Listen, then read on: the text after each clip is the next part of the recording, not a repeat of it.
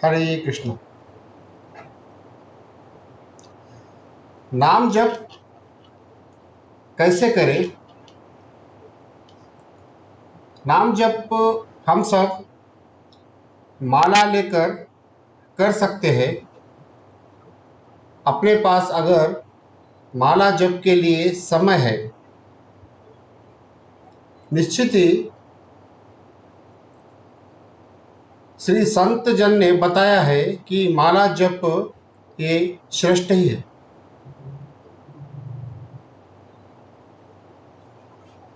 नाम जप हम सब ऊंचे स्वर में भी कर सकते हैं।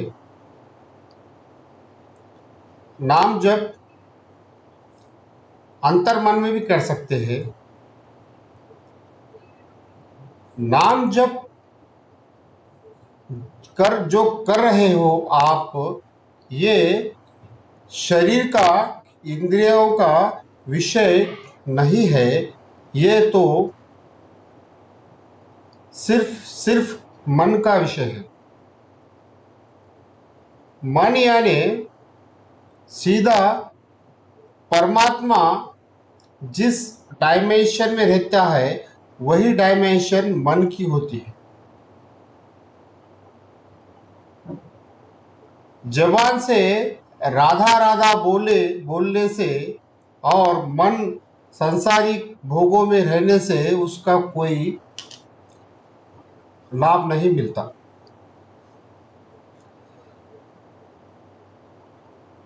आप माला फिराओ या जोर जोर से राधा बोलो,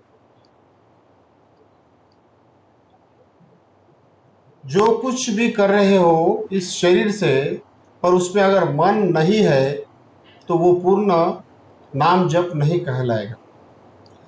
आप अगर माला मत फेरो, जोर जोर से राधा राधा मत बोलो, और आप राधा रानी को, उस भगवंत आह्लादिनी शक्ति को स्मरण करते हो और मन में ही उनका नाम जप करते हो। स्मरण यानी नाम जप, नाम जप यानी स्मरण।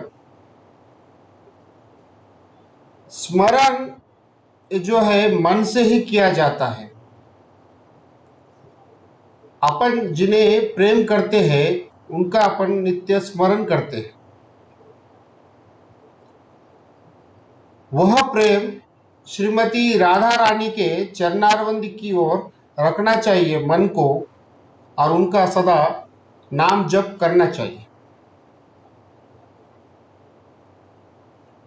नाम जप वो सर्वश्रेष्ठ बंधन है जो भगवंत को बांध देता है अपने सर के साधारण पापी जीव को।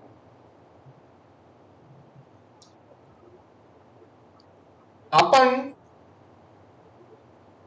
ये भी एक टेक्निक यूज कर सकते हैं कि सदा नाम जप बना रहे।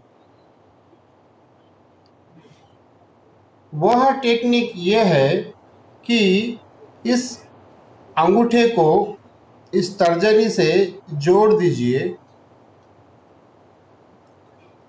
बस ये बन जाएगी ध्यान मुद्रा। भगवान श्री गौतम बुद्ध, भगवान श्री महावीर,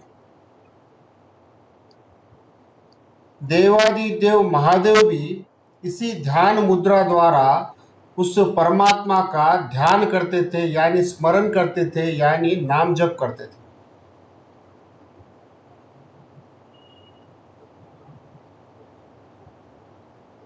अपन ये अपने को पता नहीं था कि ध्यान मुद्रा अपन करे तो कैसा करे,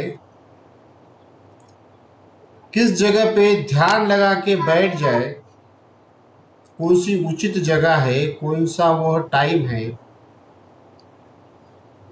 नहीं पता। जब ये ज्ञान हो गया कि इस ध्यान मुद्रा द्वारा अपन निरंतर किसी भी जगह पर जो कुछ भी क्रिया कर रहे होगे, शौच भी कर रहे होगे या सोने की कोशिश भी कर रहे होगे, तो इस मुद्रा का उपयोग कीजिए।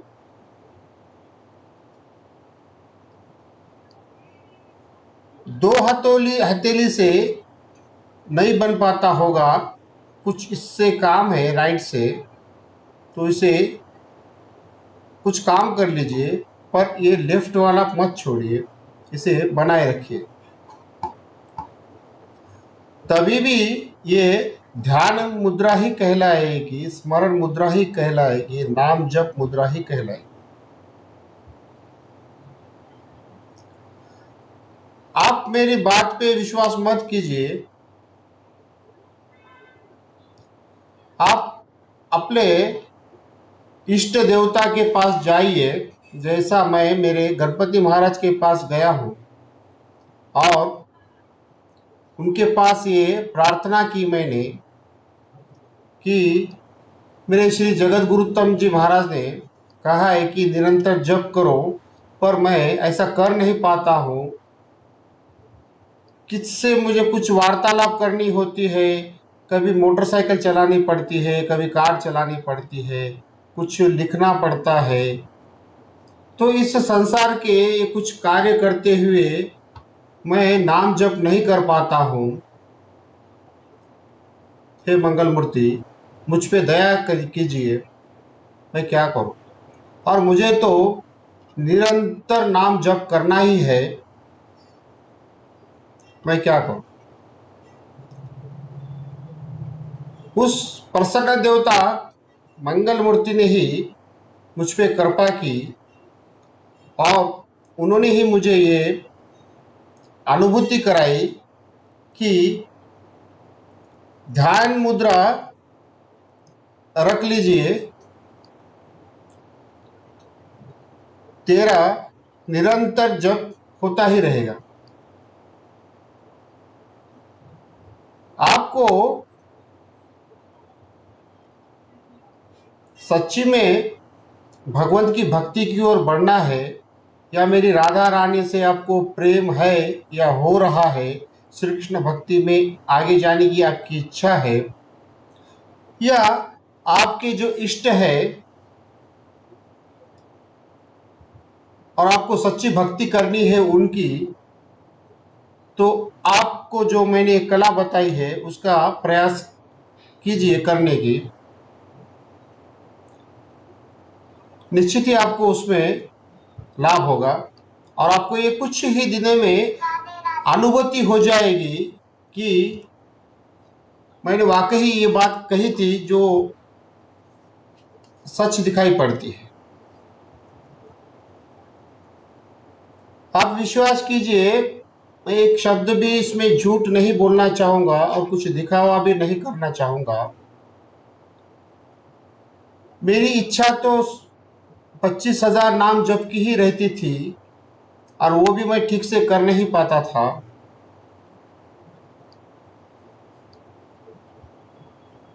1,00,000 नाम जप की भी थी, उसमें भी विघ्न आते थे।